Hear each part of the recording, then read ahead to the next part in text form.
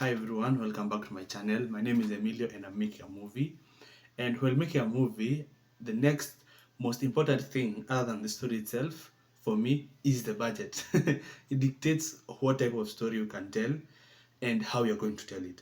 So today we're going to discuss the budget, the parts of the budget, do's and don'ts. But before that, like, subscribe, and ring the notification bell so you don't miss any video that I make on this journey of me making my first movie. Let's go. So, a movie budget is really dynamic. It's on its own and it has a lot of parts. Ideally, five main parts. One, above the line costs. Two, below the line costs. Three, post production costs. Four, marketing and distribution, that's its own thing. And then five, other fees, other dogo. So I'm going to go step by step explaining it. It's really self-explanatory once I say it, but mutaona. So let's begin with above the line. What do we mean above the line? Above the line, we mean our main creative expenses. And when we mean creative expenses, what do I mean? So our main writer, our main producer, director, and the main principal cast. Those are above the line. This is the cost of having the main creative team work on the story. Ideally, this is the payment we do for the story. So, writers, directors, producers, and actors, the main actors rather, not all the actors, the main actors. So that's above the line. Then there's below the line. Below the line, we're talking about crew, we're talking about location, we're talking about equipment. What is needed to be able to tell the story that we've just paid for? The third one is post-production. Post-production is just editing, VFX, and sound. People really sleep on sound, and sound is important. The fourth one, marketing and distribution, is marketing and distribution. There's nothing more to that. It's marketing and distribution. And the fifth one, other fees. So insurance, legal fees, and contingency funds or emergency funds. Such are the fees I'm talking about. So each part is important on its own because, for example, comes to above the line, you need to know how much you're willing to pay and how you need to pay it. So when it comes to stories, you usually pay for the story. If you're writing it, you're good. As a beginner, that's how you're writing it. So hapa ndio cost mingi haziko as a beginner. So for me, in my example, I'm the one writing, producing, and directing. So hapo kwa hiyo cost, nothing. Clean. Sasa cost inaanza kwangu kwa principal cast. Mine, we're only going to have four, not many. It's only one setting, it's only one scene, so four. So this is the cost for the story, ideally, what you need to pay to get the story. So upper cost nakwanga very fixed, and then you need to understand how to go about everything. I'm going to make about the legalities of making a movie, so how to do copyright, how to deal with copyright, how to deal with contracts. I think that's my next video, but I'll see. So that first part above the line is really important, and that's where you need to hit first, because without that the rest is not needed. Now the next place penye inaweza kula pesa mingi, actually the most, ni below the line, because here we're talking about crew, we're talking about equipment, your cameras, your mics, you're talking about location, you're talking about food, you're talking about makeup and wardrobe. These are the things that supplement your story, na hapa pesa mingi hukuliwa because you're dressing up your story. So below the line, it's you a lot of money because you need to supplement. You need to know how to do, and how, if you need a certain set looking a certain way, you need to invest money in that. If you need people to look a certain way, you need to invest in makeup, equipment, food. Food. You're always going to need food. Understand that the people who are going to work there are not just going to stay hungry the whole day. So you're going to need food. Hiyo ilinishtua when it came to my budget. It shocked me. It shocked me how much it can sink you in, because you need people to be fed during the shooting days. Okay, post production. Post production, if you're beginning, look for a beginner. So most of these things, if you're beginning, look for a community of people who are also beginning, so that you can begin together and your cost zako zisikuwe juu. Usikiwe you're beginning and then you want to go have the biggest crew with the most expensive cameras. It's not worth the investment and time for someone who's just trying it out. not even like beginning, you're not yet sharp enough to know how to use even the products and how to manage a big crew and how to, there's all that. So as I was saying, when it comes to post-production, when you're beginning, look for an editor who's also coming up, who may want to try. When it comes to sound, if you want your own composed music, you want unataka you go find someone who's also coming up, a new composer. So for example, when it comes to editing, a friend, okay, the three producers, the three producers, it's me, a friend of mine called Moses Yens, and another friend of mine called Jesse Kamau. So Jesse, si wote tulijuania high school by the way, so your friends matter by the way. Your friends matter. If a small advice I'll give to anyone when it comes to beginning or making your first film or making anything you're into, whatever you're into, make sure you have friends who are also into that, because utajipata you want to venture into that field one day and then you need other people to venture in with. So these are the three, we met in high school friends. Now, Jens has done Jens will be one taking care of editing, amefanya film, and then Jesse, he was the only one doing music to high school, and then he continued doing music. So kwa sound, I'm not paying any licensing fees for sound because I have someone to compose for me music. But tunasaidiana because hey, we are doing this the first time, let's see how it's going to work out. That's why we are all producing at the same time, because none of us has experience producing, so we are helping each other. Oh, we need to look here, here, here. How we are going to look for funds? How we are going to look for this? Also build your team. I'm going to talk about that later, but anyways. So when it comes to post production, people really don't know or really underestimate how much money it can cost for editing and sound. Editing and sound licenses. People think that you can just use voiceovers or zinaitangwa aje covers, ati utumie music covers za YouTube kwa sababu ni covers. No, most of those beats, lyrics are copyrighted. They are owned. They have copyrights, and you have to pay for the copyrights for you to use your product. For you to use the music on your product, mostly if you want to make money out of it. And since you're a beginner filmmaker, it's not a hobby, you're a beginner, so you're going to try and sell this product. By the way, that's the biggest point I'm trying to make here. We're not doing it as something that I'll just post on YouTube.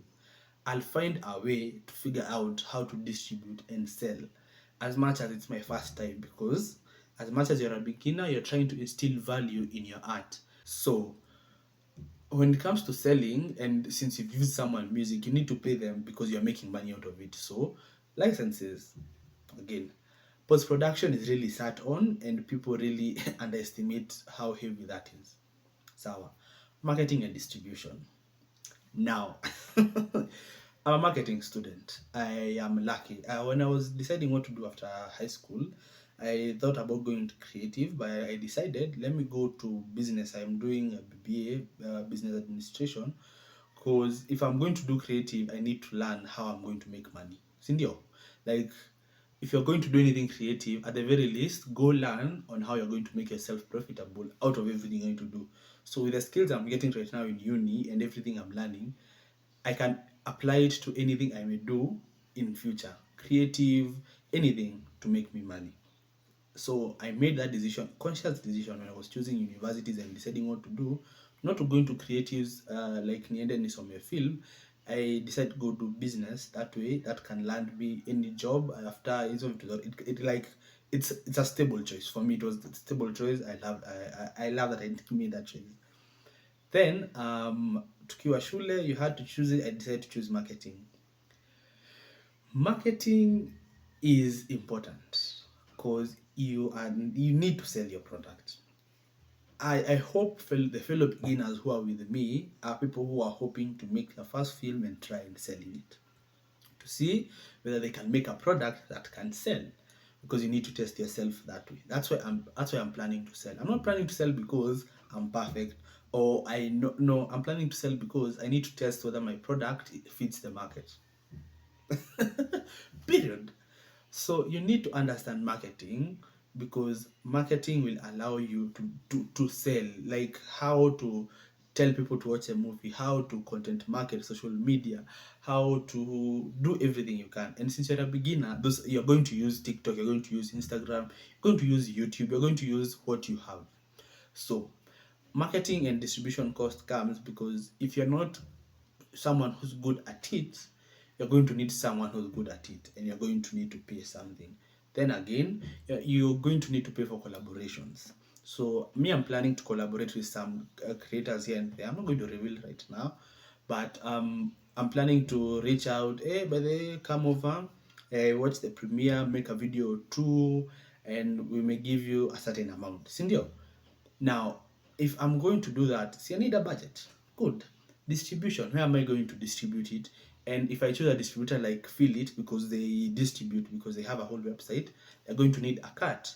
So, and maybe there are some fees I need to pay before and everything. See? So marketing and distribution is important, and that's why ukiangalia Hollywood movies unasikianga a movie is made with around 150 million, and marketing, distribution and everything cost another 50 to 100 million, because you need to push your product for people to watch it. Good? Good. Now the fifth one, other fees. Other fees with a asterisk, a star, because it is important. Insurance, legal fees, and contingency plan. On insurance, I'm not so sure. For example, you're a beginner, you're working with beginners, so you're not sure, you're not going to insure a lot of things because you're going to outsource your crew and you need to add equipment, so our sort the cast not so much, location of outsource. Ndio. So legal fees. What do I mean by legal fees? You may need someone to look over your contract. I'm going to make a video on how to do contracts and how to transfer work from the people who are acting to you as a producer for you to be able to sell. Because when you're collaborating with people as a producer, the work that they do is still theirs. They have to give it to you. They have to sign a work for hire contract because they are working for hire. So that work belongs to you, but they are the ones doing it. For example, me personally, I'm going to do a crew and equipment.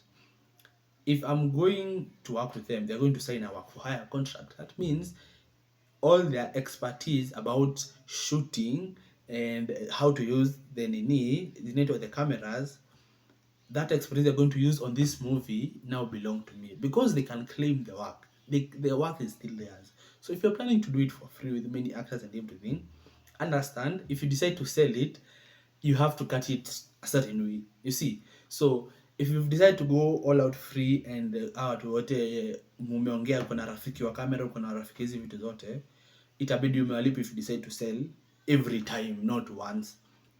The work for hire contracts allows you as the producer, as the one sole one making the movie, mwenye ataenda use it. The producer is the one who makes the movie and goes sells it. Like that's when I do a producer. He produces the movie. Okay, I'll explain all that later.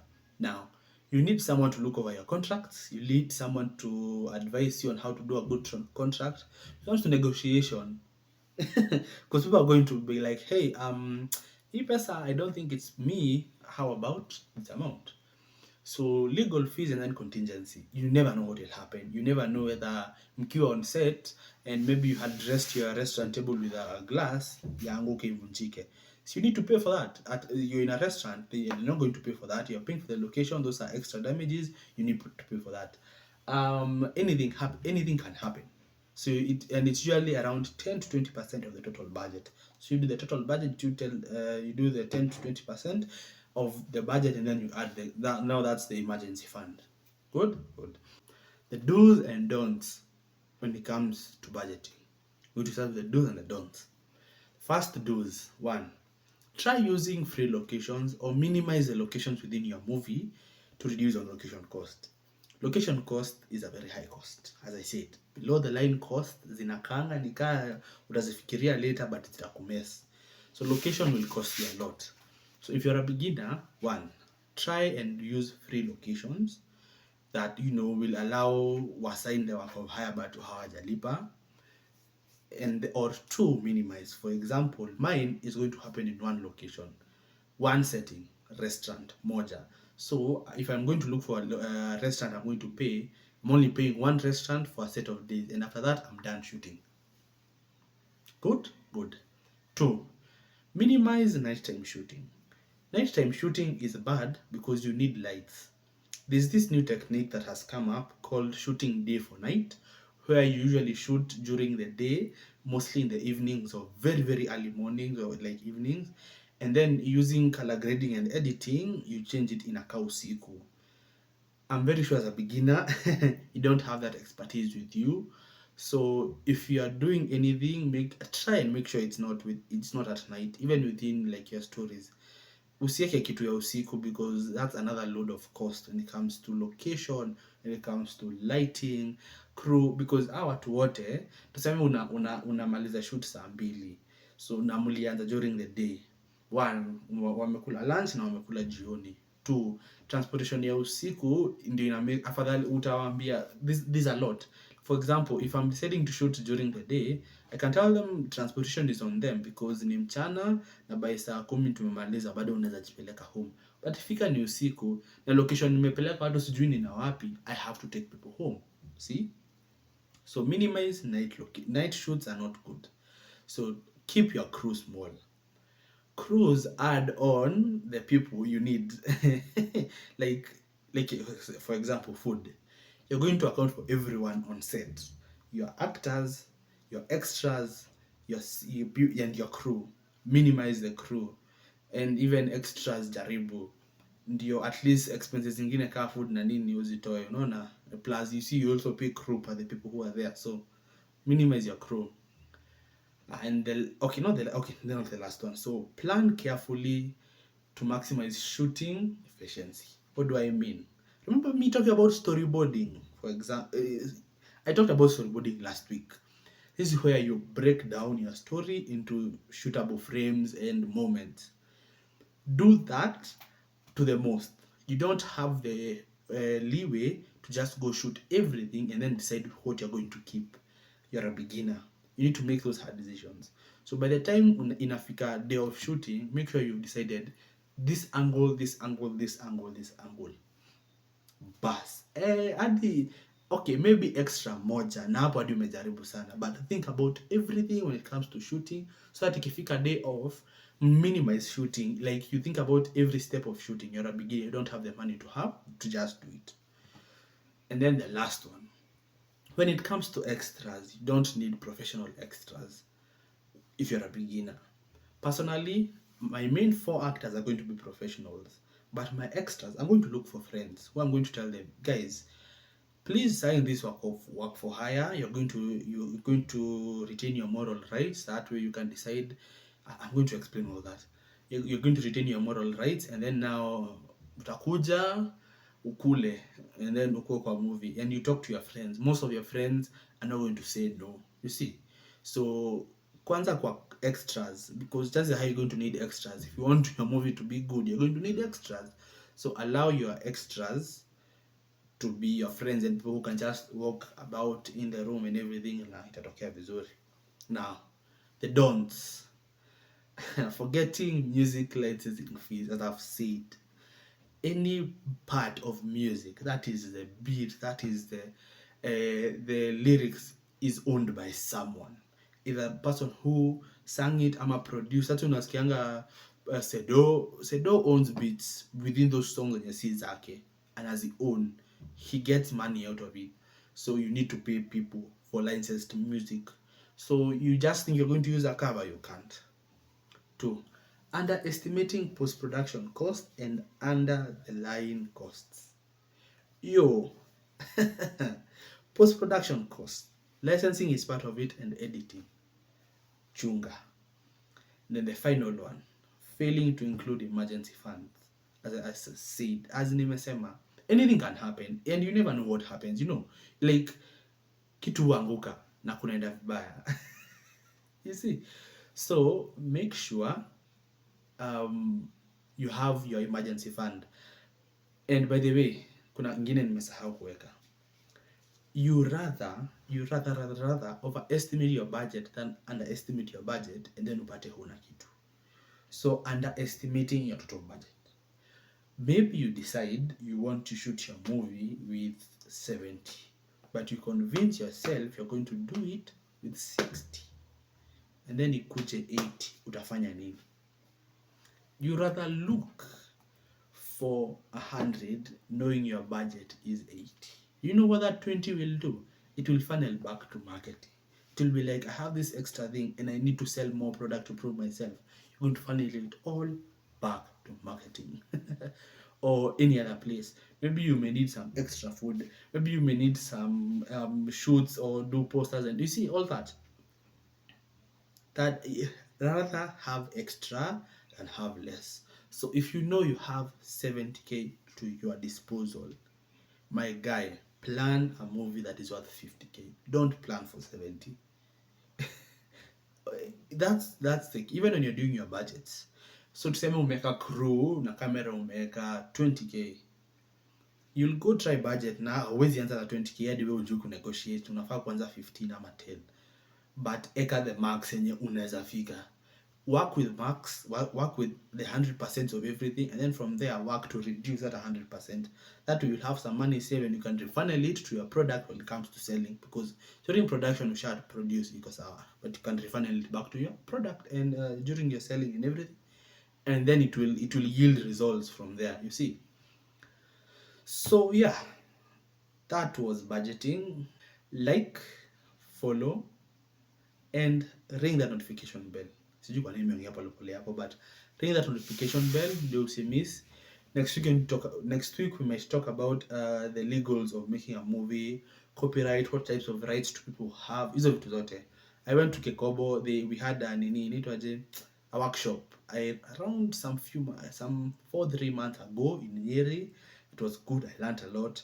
I'm going to refunnel back that information back to you, at least ujue kitu. Yeah, so like and subscribe and you don't miss that, and tuonane next week.